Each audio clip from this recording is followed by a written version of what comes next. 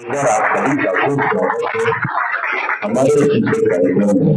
और दोस्तों, ये हमारा सेशन है सवाल और जवाब होगा। आपके सवाल होंगे और मेरे जवाब होंगे।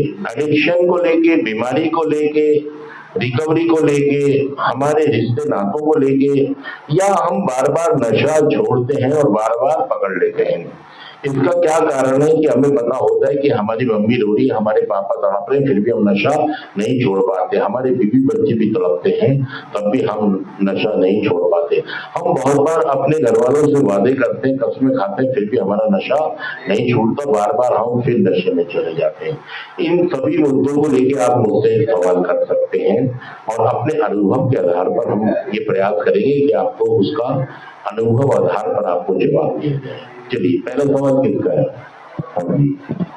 बैठे बैठे बैठे जी। गुरुजी, मेरा सवाल ये है, आवाज आ रही है? आवाज कि मैं नशा तो मैं जब करता हूँ, जब अपनी वाइफ से परेशान हो जाता हूँ, वो मुझे टॉर्चर करती है, चले जाओ यहाँ से बाहर तुम, तो मैं कहता हूँ कि मैं यहीं बच्चों में रहना पसंद करता हूँ, शाम को अपने घर चले जाता हूँ। तो मुझे बनाने को नहीं दे, बना सब कुछ होता घर पे, लेकिन बनाती नहीं है। होटल का चाहिए उसे, होटल पे चला देता हूँ तब भी झगड़ा करती है। मैं बहुत परेशान हूँ उससे।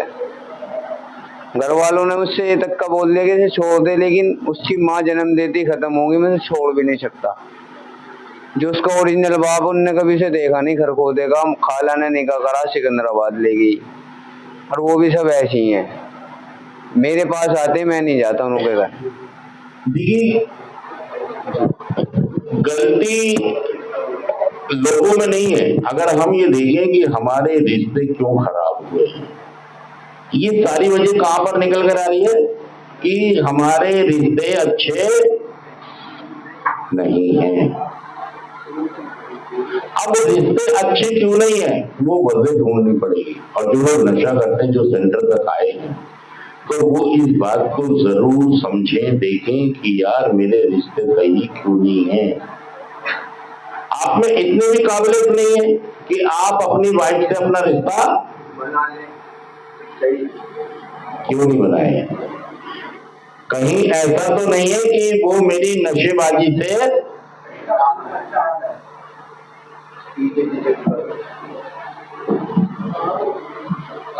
जब तक आप अपने रिश्तों को ठीक नहीं करेंगे, तब तक ये दिक्कतें घर में, और फिर बार बार आप नशे की तरफ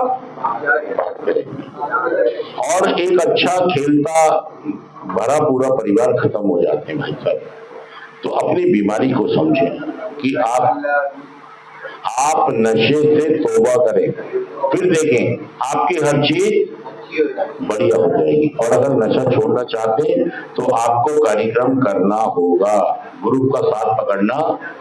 बहुत सारे लोग ग्रुप में रह के अगर नशा मुक्त हो सकते हैं, तो आप भी नशा मुक्त हो सकते हैं। बस आप अपना प्रयास नहीं कर रहे, दूसरों को देख रहे कि दूसरे मेरे साथ, भाई तो वो रिश्ते नहीं है ना आपके साथ, पसंद नहीं कर रहे, क्योंकि तुम कभी कमाते हो और कभी काम पर जाते हो, कभी बहुत अच्छा व्यवहार हो जाता है, कभी बहुत बुरा हो जाता है। तो ये क्या होता है, इससे रिश्ते खराब होते हैं और फिर आपकी नशेबाजी और ज्यादा लंबी और गहरी भी हो जाती है। फिर बर्बादियां और तबाहियां बहुत हो जाती हैं, और फिर अपना अपना जीवन जी रहे होते घर में सब। मतलब मेरी माँ अपने लिए अपना जी रही है, मैं अपना जी रहा हूँ, वाइफ अपना जी रही है, बच्चे अपना जी रहे हैं, बाप अपना जी रहा है। फिर मतलब सब लोग घर में रहते हुए भी अपना अपना जीवन, आप ये नहीं समझते कि यार मेरी नशेबाजी ही सब समस्याओं की। पहले उसको ठीक करें। अगर ये ठीक हो गई तो बहुत सारी समस्याएं आपकी अपने आप ठीक हो जाएंगी। संस्कारों में जुड़ कर रहेगा। चलिए, आपका सवाल क्या है अगला? हाँ जी, हेलो सर, मेरा सवाल है कि जैसे हम यहाँ पर रिकवरी में हैं, तो बाहर जाके मैंने पहले भी 2 साल नशा छोड़ रखा था। फिर दोस्त यार मिल गए, फिर उनके साथ फिर नशा करने लग गया। तो जैसे अभी यहाँ रिकवरी में हूँ, फिर बाहर जाऊँगा तो नशा कैसे अपना कंट्रोल में रखूँ, ये कहना चाह रहा हूँ। देखिए, हम सभी को ये बोलते हैं कि अगर आप यहाँ से जाके नशा मुक्त रहना चाहते हैं तो आपको 12 कदमों का कार्यक्रम, देखिए नशा लगा था महफिल में नशेड़ियों में, कहाँ लगा था? कुछ नशेड़ी लोग थे जो नशा करते थे और उनके बीच में मुझे भी पहले कम था, लेकिन धीरे धीरे समस्या ज्यादा हो गई और गंभीर हो गई, सीरियस हो गई। ये नशेड़ियों में लगा था और छूटेगा भी। कौन से नशेड़ी? ये कौन से नशेड़ी थे? ये थे पीने वाले। और अब मुझे कौन से ढूंढने? वो नहीं ढूंढे आप, वो ग्रुप नहीं ढूंढा। वो एक कवच का काम करता है हमारे लिए। जब तक हम ग्रुप में रहेंगे, अपने साथियों के साथ रहेंगे, जब तक कोई ताकत हमको नशा, लेकिन हम वहां गए नहीं, हम पहुंचे नहीं, हमने ढूंढा ही नहीं, हमने किया ही नहीं, हमने समझा ही नहीं। तो उसको समझो, देखो, ढूंढो और वहां जाओ और उसके साथ आगे।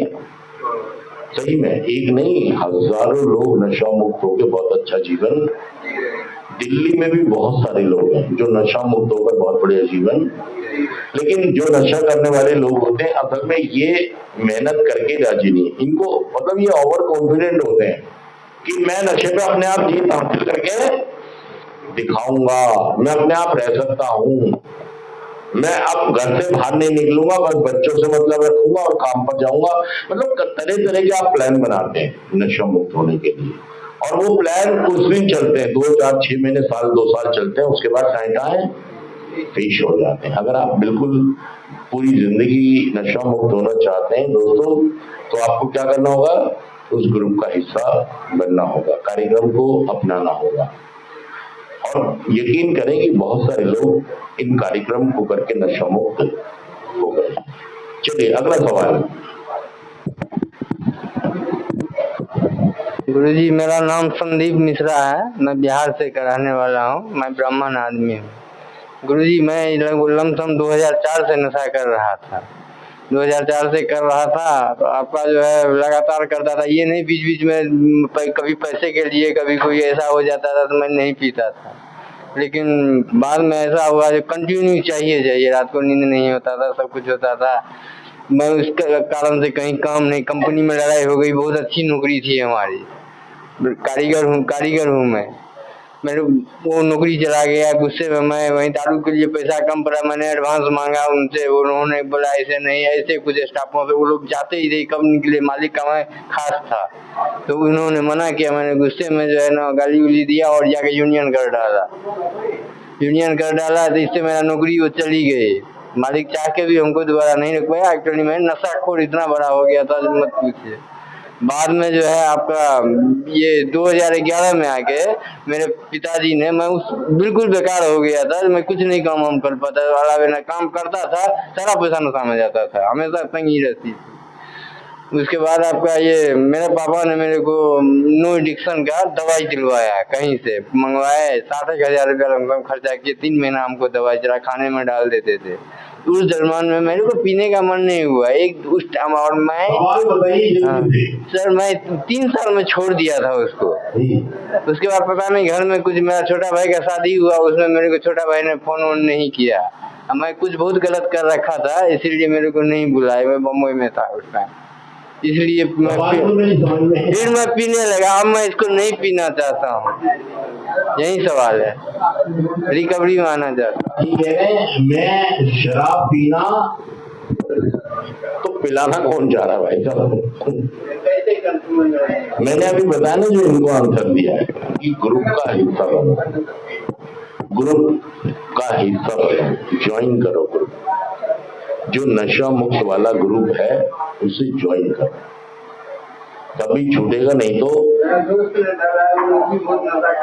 कोई भी आपको नहीं बैठाएगा अपने पास, धीरे धीरे सब आपसे दूर हो जाएंगे। अगला सवाल। हाँ जी, लो।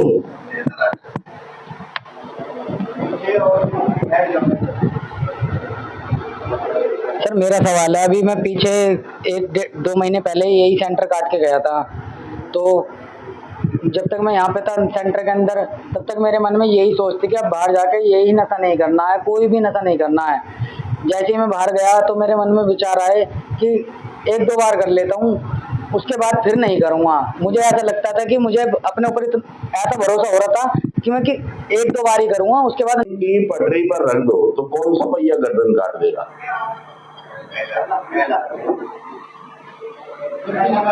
पहला पहिया ही गर्दन। और आप पता क्या कहते हैं, आज आखिरी बार, एक बार। और कार्यक्रम क्या कह रहा है?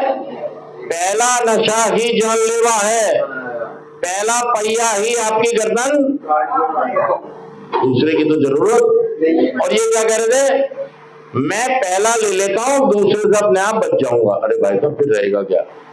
फिर तो आप सेंटर जाएंगे, फिर तो आप सही में या पटरी पर जाएंगे, कीमत चुकानी पड़ेगी।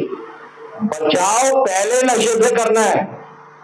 अगर दूध के ड्रम में हम अगर डाल दें दही, तो क्या दूध रहेगा? भाई साहब, कई लोग बना लेते हैं दही। क्या बना लेते हैं? कई सोच, क्योंकि नुकसान उठाते नहीं है कि क्या बना लो, इसकी दही बना लो या खीज बना लो, उसको उबाल के जला के चीनी मिला के खा लेंगे। या पनीर बना लेते हैं, पोटली में लगा देते हैं कपड़े में छान के, कि क्या बना लेते हैं। भाई साहब यकीन करो, ना ये पनीर है, ना ये दही है, ना ये खीज है, ये जुगाड़ है। सच कह रहा, झूठ कह रहा हूं? ऐसे ही आपका जीवन है, ये जीवन नहीं है, ये जीवन है। जो आप जी रहे हैं ये जीवन है, क्या है? सच कह रहा, जो कह रहा बताइए बात। ये भाई साहब आप जीवन नहीं जी रहे, आप जुगाड़ जी रहे।